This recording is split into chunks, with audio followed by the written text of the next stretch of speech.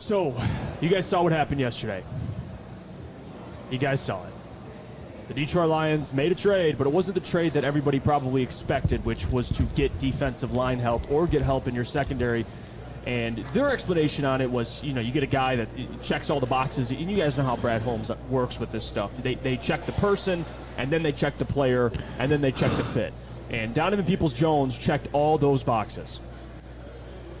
So I get that. And listen, this offense has been fine with Amon-Ra. There'll be times where he's out and they still they miss him, of course, but they're still able to win ball games. So this has nothing to do with Donovan Peoples-Jones. I like the trade. I'm fine with it. I think they traded a 6th-round pick for him. So it was a dirt cheap trade anyway. In other news around the league, and before we get to the how it relates to the Lions, the San Francisco 49ers traded for Chase Young. And they traded a 3rd-round pick for Chase Young. The Chicago Bears traded a 2nd-round pick for Montez Sweat. Of course, you guys saw the Leonard Williams trade as well. Went to the Seattle Seahawks for a 2nd and a 5th. Kevin Byard was traded to Philly. That already happened. You guys know about that, a 5th and a 6th. And then you had some other trades that happened around the league. I mean, of course, just to name a few, Joshua Dobbs to Minnesota for a late-round pick swap. It was the move up around. It was a 7th for a 6th. Of course, for Arizona, and then Minnesota gets Josh Dobbs, which, again, I spoke about it yesterday. If you're Minnesota, you do move like this. You trade for Josh Dobbs. It makes sense. Josh Dobbs. And, they're going to lose a bunch of games, and you're going to be in a position to take a quarterback. So that's how that works. Josh Dobbs is not going to lead them to the playoffs, unfortunately. But regardless, other trades that happened, I'll go through a couple more of them because it wasn't a ton of trades. A couple teams traded for one guy here, one guy there. I mean, you guys already saw the McCole Hardman, J.C. Jackson, all that stuff. Razul Douglas, corner for the Green Bay Packers. He's now a part of the Buffalo Bills. I believe Jacksonville, they picked up an offensive lineman. They traded with Cleveland. Minnesota for their offensive starting guard for them. But just how this relates back to the Detroit Lions, of course, with the Chase Young stuff. And I'm not bailing on what Brad Holmes is doing. I'm not bailing on what they're building, right? Because I believe 100% in Brad. I believe 100% in Dan Campbell.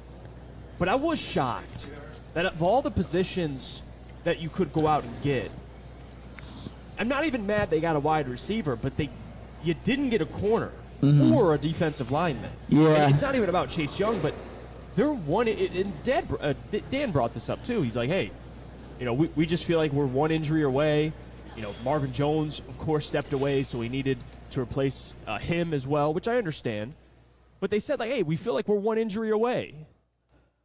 What about one injury away from maybe, Aiden Hutchinson? Ooh, if he goes down, what the hell are you going to do? Yeah. I would make an argument you're better off at wide receiver or just with your pass catchers than you are at defensive line or corner.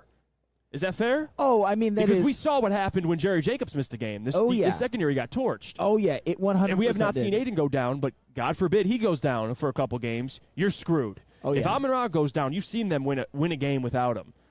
Yeah. They're not winning a game without Aiden Hutchinson, Sam Flannel. No, they're most certainly not. And this is, I, like you, kind of had a bit of I would say, a knee-jerk reaction where I was a little bit upset.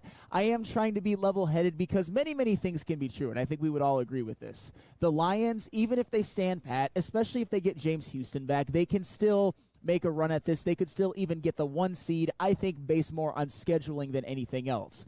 But when it comes to Donovan Peoples-Jones, I think you would be a little bit naive to think that it has nothing to do with maybe they've lost some faith in Jamison Williams. I mean, I made a joke yesterday.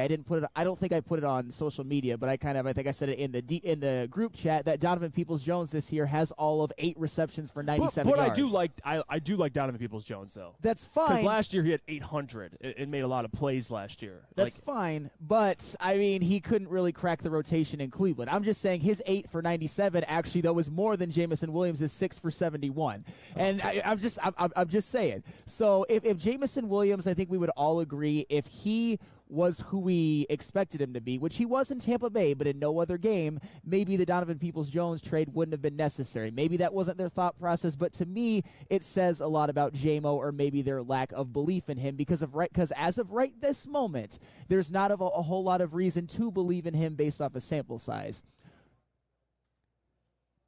when you look at like Marvin Jones, when you look at that, do you think it's a Marvin replacement?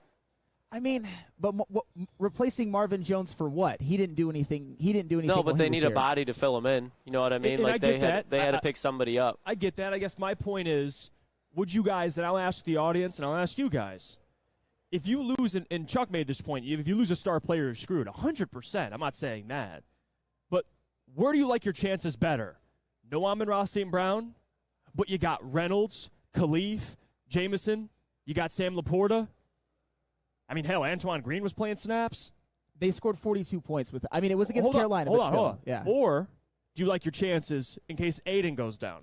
Or maybe a Cam Sutton goes down. Do you like your chances better on the defensive line with an injury, the secondary with an injury, or at wide receiver with an injury? Wide receiver, 100%. Okay, because we've seen that's all the point I'm trying to make. As I said, we've seen it. I know it was against Carolina, but they put up 42 points in that game. I'm not saying that the Lions could withstand Amon-Ra St. Brown being out for multiple weeks, but for one or two, absolutely. But without Aiden Hutchinson, I mean, as much, I would say, as a lot of players have stepped up, like Ali McNeil, for example. He's had an excellent season. Alex Anzalone's another one. He even got a couple sacks last week. Their second leading sacker when it comes to edge rushers is Julian Okwara with 2. Charles Harris has 1.5. John Kaminsky has 1.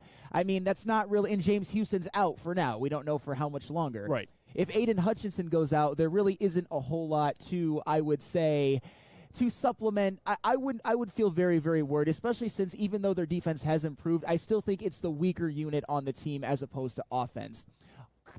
Conversely, look at the San Francisco 49ers now and all of the depth they have at the defensive line. Listen to these names: Nick Bosa, Chase Young, Eric Armstead, Javon Hargraves, and Drake Jackson.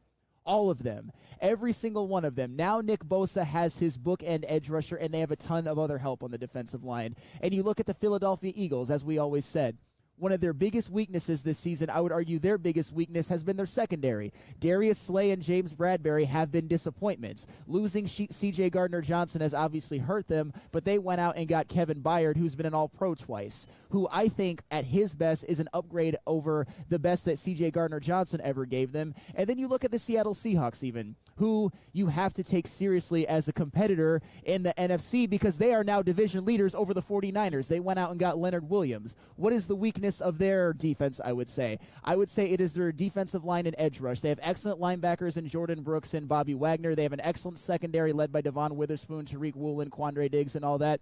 But now they get help on the defensive line. And now you get to have Boye Mafe with Jaron Reed and Leonard Williams, and all of a sudden you're looking at a defense that maybe was missing a piece and got it.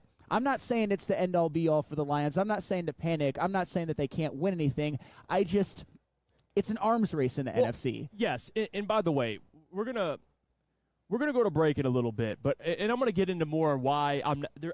Of course, we're still optimistic, and I'll tell you the other side of it. I just wanted to get that out. Yeah, and it's not me saying Brad's plan is off course or I've lost faith in what he's doing. That's not it at all. All I'm doing is simply asking questions, and what frustrates me is you can't ask questions. No, you can't. You just can't. And people, no, how dare you ask any questions? Brad Holmes is human, by the way. Like, he can make mistakes, too. The guy's not perfect, and I love Brad Holmes. But just because somebody's upset or confused and they want to ask questions, that's 100% fair. Like, for me, to be like, hey, I'm curious. The secondary, if you lose a Jerry Jacobs or a Cam Sutton, you're one injury away from being just picked apart. We've seen that already. Oh, yeah. That's all I'm saying. Like, I could ask questions. Like, that's where the difference is if I ask questions, Sam, people assume I'm hating. Or people assume that I'm off Brad Holmes, or I do not agree with what he's doing.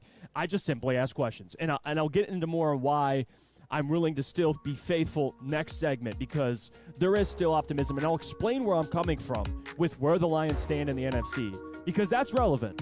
And I'll tell you why the NFL, especially the NFL, and if you guys have been watching the NFL, you know how this works. This is not a year-to-year league. A lot of things can change. People can just assume one thing and the other thing happens.